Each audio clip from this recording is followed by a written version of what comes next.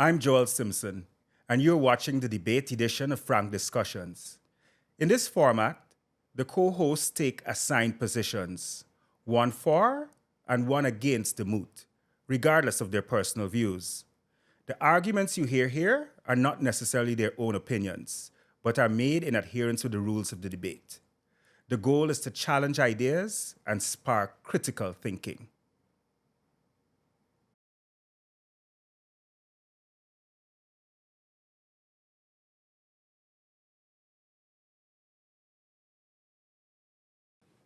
Hey guys, my name is Abina Rockcliffe. I'm here with 𝐾𝐢𝐬, and this is Frank Discussions.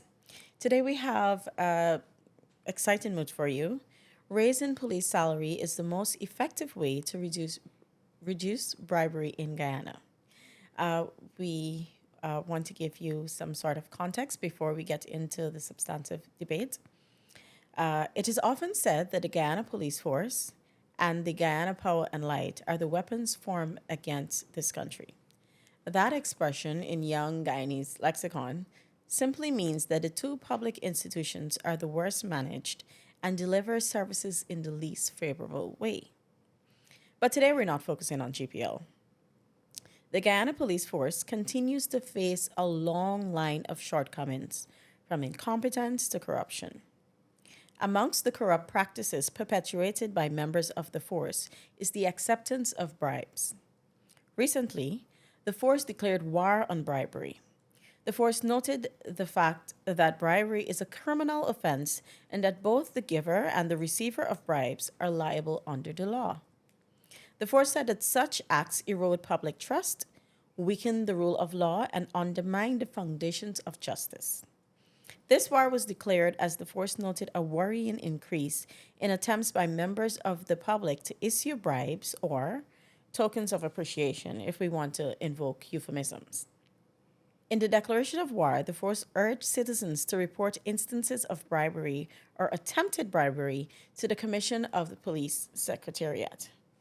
The move by the police force also comes on the heels of an investigation that was launched after an outgoing passenger at the 𝐶hedi International Airport filed a complaint against police officers demanding money to release items that were lawful.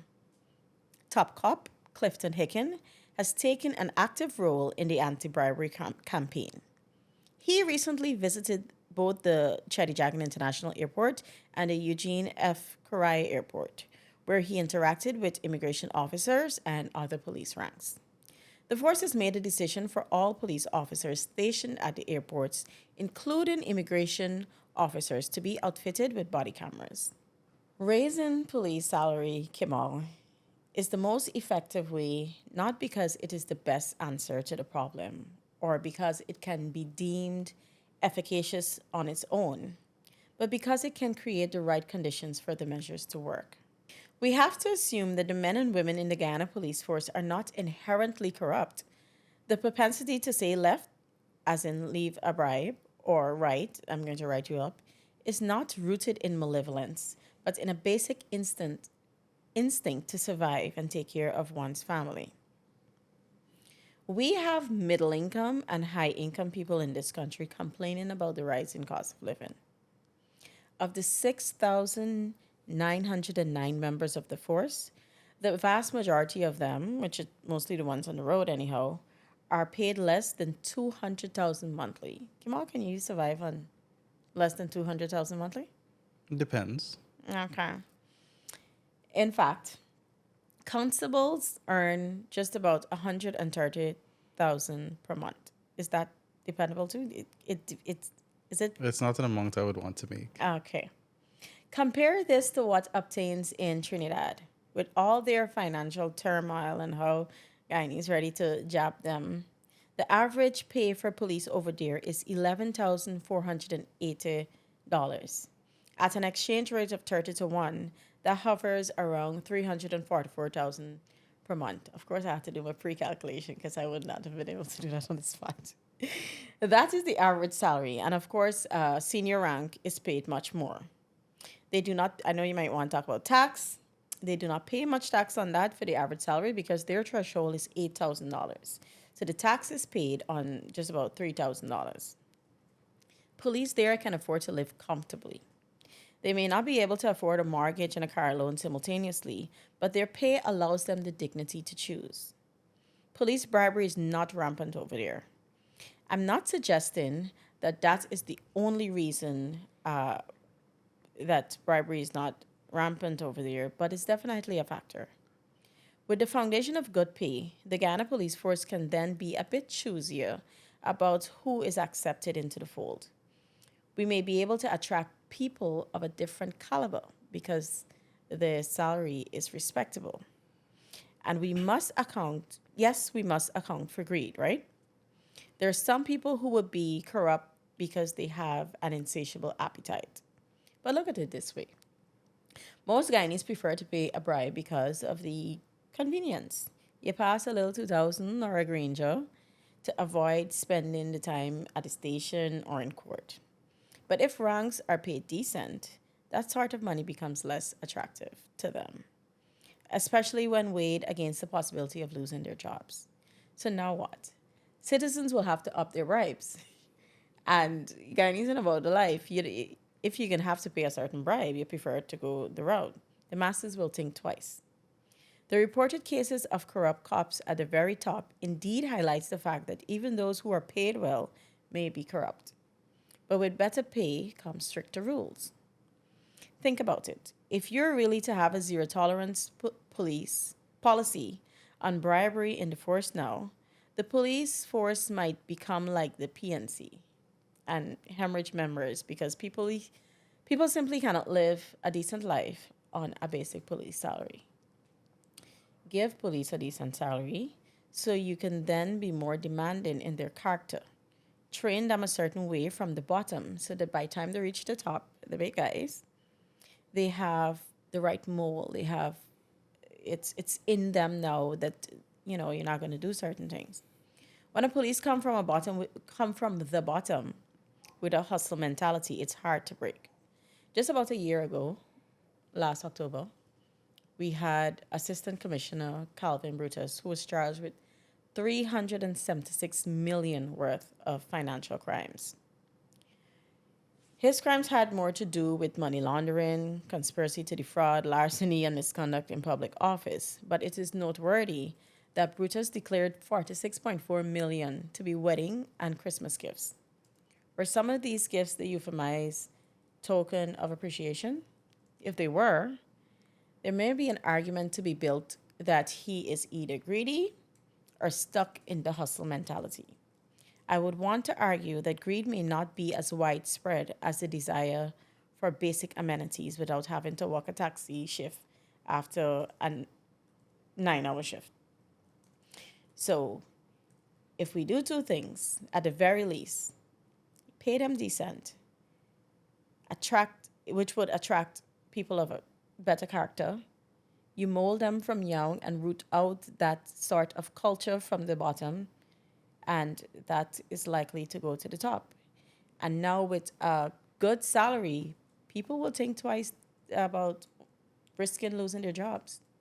What say you?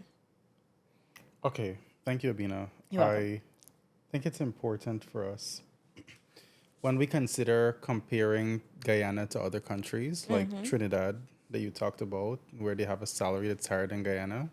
It's important to consider, especially when you're talking about salary, that a country could have a higher salary than Guyana for one profession of people, but that doesn't mean the lives of the people who occupy that profession in the other country have a better life. There are so many other things to consider, such as the cost of living and therefore the purchasing power that the people in that country have. So yes, you can compare a higher salary, but you cannot look at the higher salary in isolation. Yeah, you cannot, and that's a very good point. But the average police rank in Trinidad don't identify as poor, as is the case with our people who work for 130,000. They identify as middle income because they can. What's your rent? Like average? You don't have to give me the exact thing. It's like a police salary, right? Sort of, yeah. Great. Okay. Carry on. I think it's important that we shouldn't look to transplant what other countries have without looking at the realities in those countries. Okay. Trinidad and You're laughing Tobago. at the police now. No, 'Cause no, they no. get a little bit Trinidad money. and Tobago is a country that has the most rampant violent crime and gang violence in the Caribbean and possibly in the world. Last year, they passed 600 plus murders, and before that, it was a similar number. So we have to be careful when we want to transplant other people's experiences. What exactly are we transplanting, and what are the risk Canada is factors? not necessarily a bastion of safety either. Yes, The but Americans we're don't want their nothing people like to come Trinidad here and Tobago. because they have us on the travel ban list. So We're nothing like Trinidad and all right, Tobago. true. Look, we got men have killed 16 women this year, and that's terrible. But 600 murders, more than 600, happened in Trinidad and Tobago in 1 year. That is wildly different than anything All right. that we have ever had in recent years.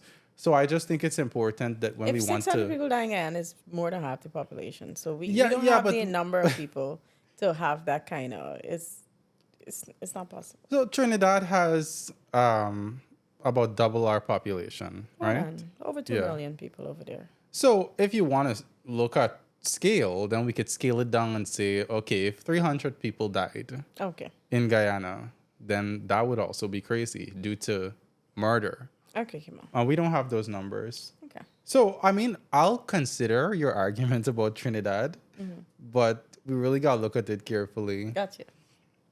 So my main argument when we're talking about bribery and police salaries is that we have to look at the studies that have happened in other countries. And Ghana, they tried this thing where they saw that bribery was having a terrible impact on efficiency and on the experiences of truck drivers and generally drivers That's that a 2015 or 2016 article. Yes, that I saw traverse that. a highway between Burkina Faso? Burkina Faso and Ghana. Yeah. So in 2015, a development impact lab postdoctoral fellow at the Blum Center for Developing Economies at UC Berkeley, he wrote a very interesting blog for the World Bank. Okay. Right? His name is 𝐷𝐻𝐿, and he wrote a study on the impact of doubling police salaries overnight in Ghana to reduce the incidences of bribes on highways. I see you smiling because clearly you've researched this too, and I'm waiting to hear your counter argument to it. Okay. You see, I've mentioned that the highways are important for countries like Ghana and Burkina Faso to conduct trade. And so they decided overnight that they were going to double the salaries of police officers. For a driver on the road, the easiest way to get by would be simply to comply. But then they'd be stopped again somewhere else. That's how terrible it was. An official might, as you have said, ask for a little something to prevent the driver's license from blowing out of the officer's hand.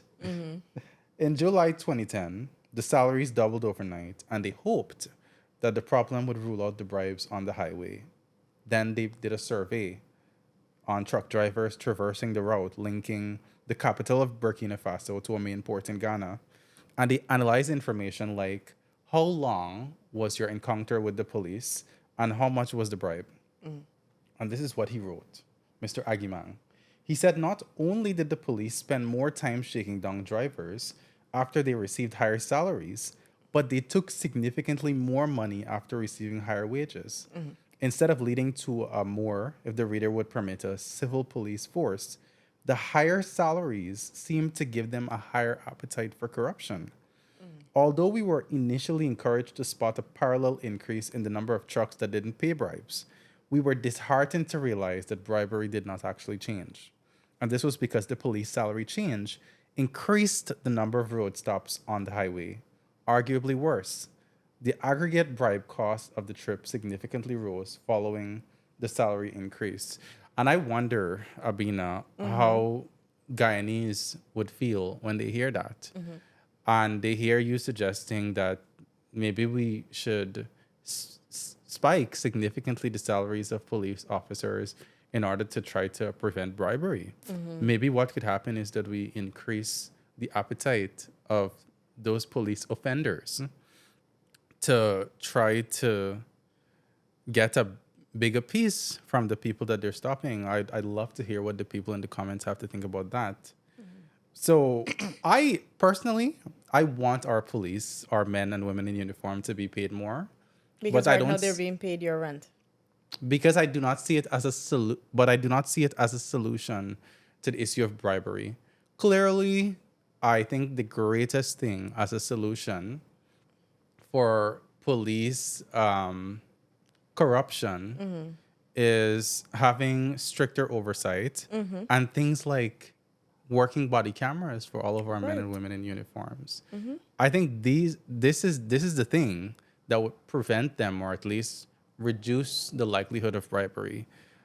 Of course, you talked about the fact that police salaries are very low. I think that the increase of police salaries to a respectable level, it should come as part of an overall package of solutions to address the problem. Man, But we're on the same team. no. The main solution I'm seeing is the oversight, and I think things like that, including the body cameras, that is the most effective solution. Raising the salaries. So just 1 second. Your main thing, your main proposition, I just want to get it right, is the oversight. Making it more strict and harder for them to access bribes and get bribes, collect bribes. Yes. Do you think that you will retain a lot of ranks in this way if you become super strict and these people know now that my only source of income is the $130,000 that you're paying me on the books, and I can't hope that I'll be able to get the little market money for this week based on somebody offering me a token of appreciation. Do you think that they would stay in the force? That's a great question. So if you would allow me to continue my point. No, but if you could just answer that before you move on to your point. No, but that's not a part of my argument to No, allow but your them argument has to work. Good. If you would allow me to complete my argument. Right. Okay. I'm saying that the police should be paid higher salaries. Yes. And the higher salaries would not be treated as a solution to the issue of bribery, but it will be something that's put in place to, when you put in stricter oversight, address the risks that you create from the stricter oversight. So if you put in stricter oversight, like a body camera, you create the risk of people, as you've said, wanting to leave the force. And that's where raising salaries comes in as a solution.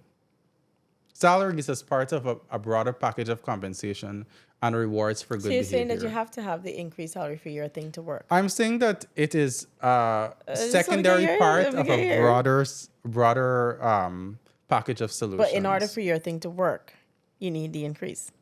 Our moot today is that raising the salary of the police is the most effective way to reduce bribery.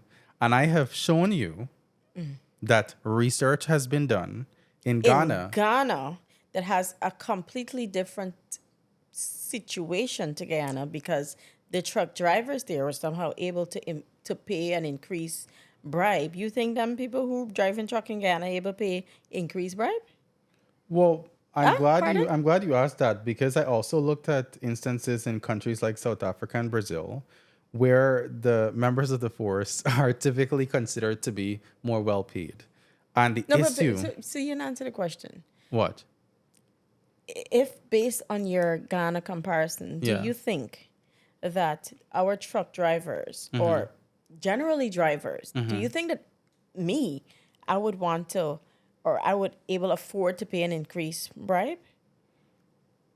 No, some people are definitely going to refuse to pay.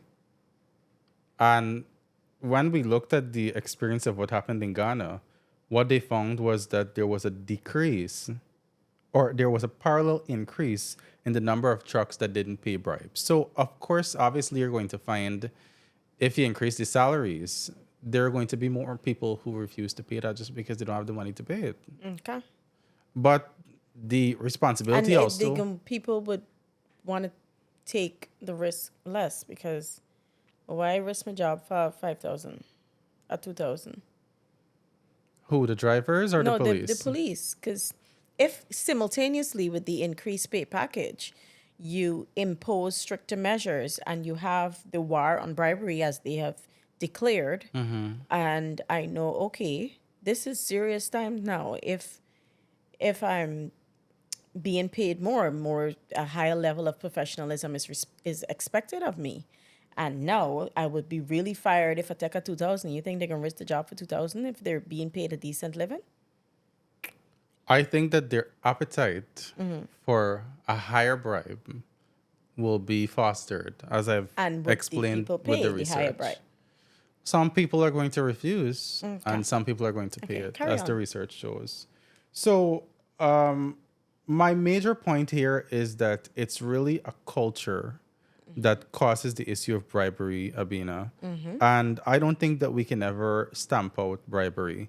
Even if you give people strong oversight in so many ways, even if you give them body cameras, the Yeah, why is driver, it the government? Is the strictly the government? Why is it the population? the driver gonna find a way to give the police this bribe, and the police can find a way to ask for the bribe in a way that evades the body camera Yeah, detection. we understand that. But have you ever considered joining the force? No, I haven't considered joining the force. And one of the reasons being? One of the reasons is to pay. Good. So I think you can attract, because good people who know that they wouldn't want to, well, not to suggest that people who take bribes are inherently bad, but people who know that they wouldn't want to engage in this bribery thing would be deterred from joining the force because they know without accepting bribes, it's really hard for me to live on 130,000. So I would be deterred from joining the force. You might be able to attract more quality people if you offer something much better. And of course, I understand that you have to offer a better salary in consideration of many other things, including the economy. And you can't just double the salary as was suggested in with the people in Ghana. I don't understand what are they doing there. But you can give them a livable wage. Absolutely. God forbid I have to live on 130,000. Especially with the son I got. Absolutely. So I think I'm gonna bring the issue back to culture. Okay. And one of the other ways that you can foster this culture, and since we're talking about paying people a higher wage, is to increase the requirements to join the police Of force. course. Now you're talking. But you can't choose and refuse when you're paying people 130,000. No, you're gonna pay them better, absolutely, Good. but it has to come with a simultaneous increase in, number one, not just the requirements, but something that happened with the curriculum, because we're teaching these officers. Yeah, I don't understand. I mean, And- don't let me get on the bad side of the ranks. No, I think even many ranks would agree that with the level of corruption and so on that we see in the police force, that there are problems and the problems need to be fixed.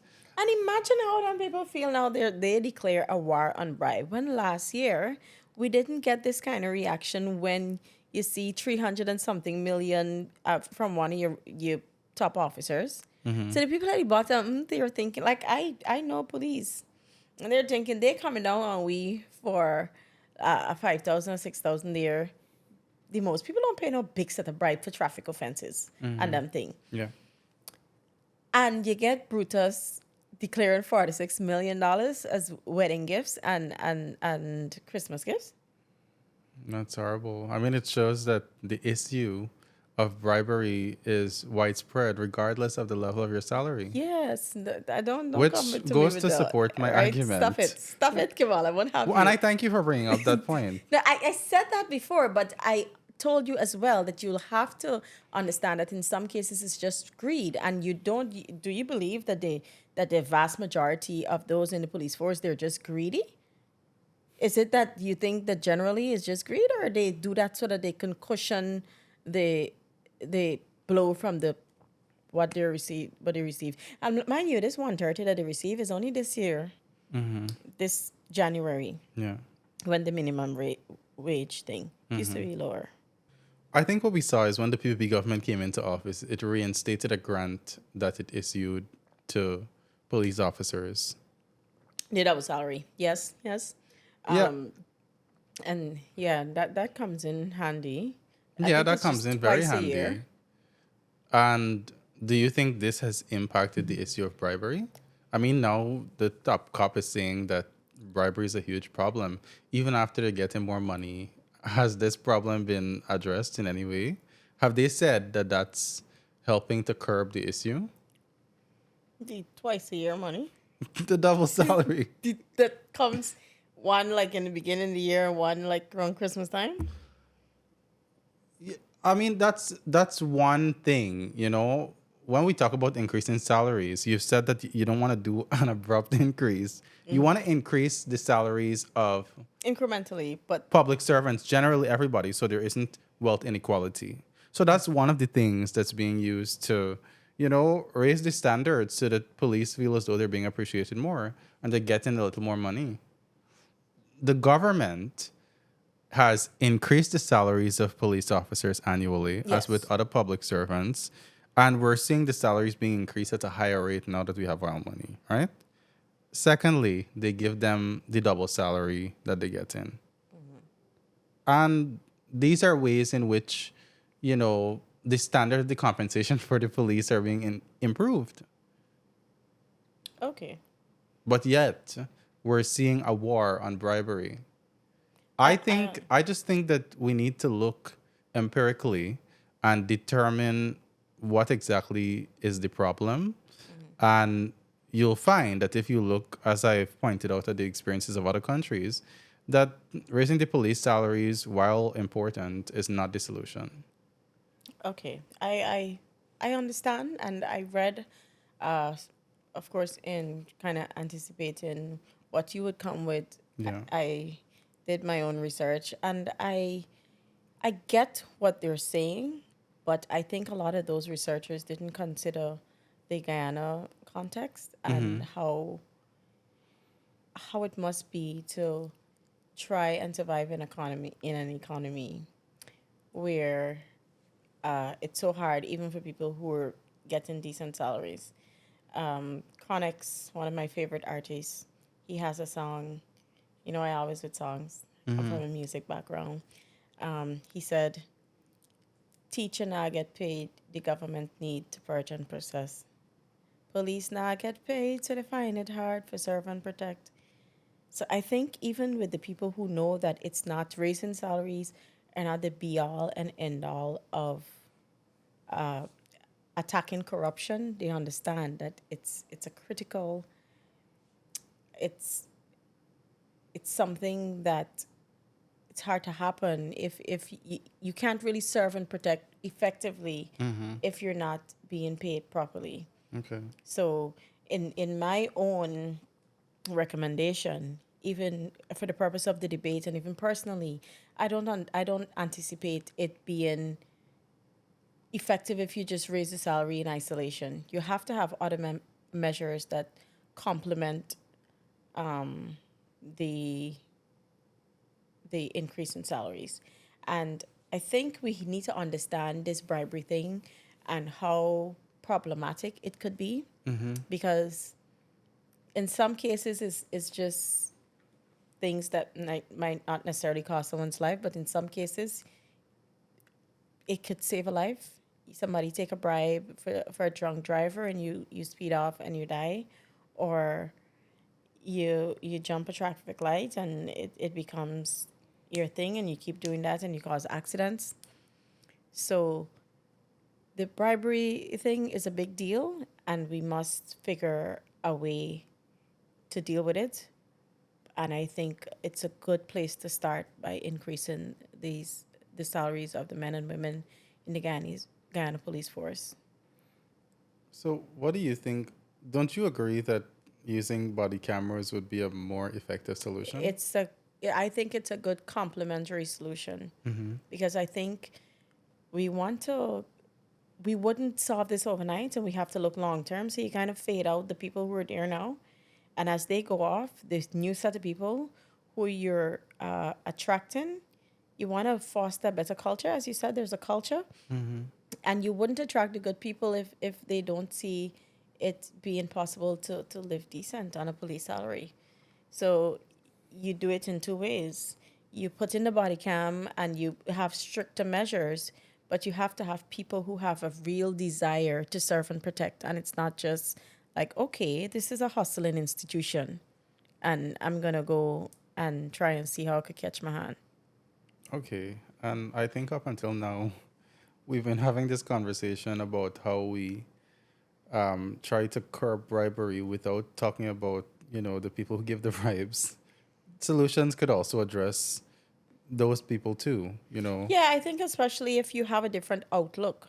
If you see a police officer or a police rank as not being hand them out, you can think twice before you offer the little 2,000 that you get in the corner there. So that the way citizens view ranks of the Guyana Police Force will be very helpful in this addressing the scourge of bribery. Commissioner after commissioner haven't been able to address corruption in the Guyana Police Force. We see the step now where there's a war on bribery, and we think that there's a good step. That is a good step, but there must be a wider approach that addresses corruption from top to bottom. Let us know in the comments how you feel and some of the measures that you think can be implemented to help the Guyana Police Force to stamp out corruption. I'm Abina Rockcliffe. Bye. Bye.